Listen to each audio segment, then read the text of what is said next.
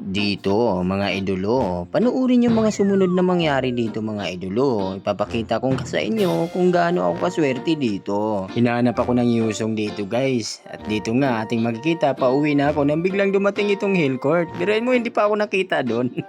Dito mga idolo, habang ako ay nagtatago, nang bigla na lang lumabas itong Hillcourt. Kaya binigyan ko na siya rito. Pero tingnan yung mga idolo, yung gagawin ng akay dito. Pinaghahanap ako ng akay mga idolo, mabuti na lang at nakauwi na ako rito. Kaya masabi ko sa larong to talagang napakaraming pagkakataon na napakaswerte ko. At dito mga idolo, todo depensa nga kami rito dahil nakuha na nila yung Lord. Pero panuorin yung mga idolo kung paano namin baliktarin ang laro dito. Abay napakakunat ba naman ng mga kalaban namin dito. Ayun nga, yung makikita, umikot-ikot pa yung akay dito mga idolo. Dito mga idolo, akala ko ay swerte pa rin ako dito. Pero ito yung sumunod na nangyari. The moon is partially shed to the earth on every Sobrang intense ng laban namin dito mga idolo. Paano ba naman? Mga palo rin itong mga kalaban namin dito.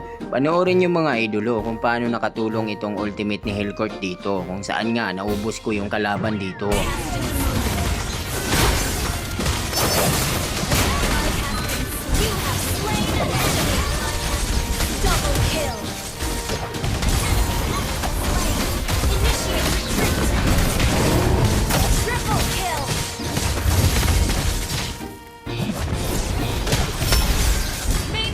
Papaliwanag ko lang mga idolo kung bakit nasabi ko na nakatulong yung ultimate ni Hellcourt.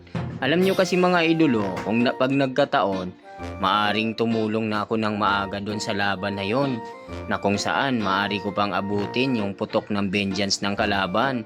Kaya naman, nasabi ko na nakatulong yung ultimate ni Hellcourt. At dito nga mga idolo, endable na talaga to. Mahirap na, baka makambak na naman tayo. Sa bawat laro talaga mga idolo, walang katiyakan ng panalo. Kaya pag may pagkakataon, end na agad natin yan mga idolo.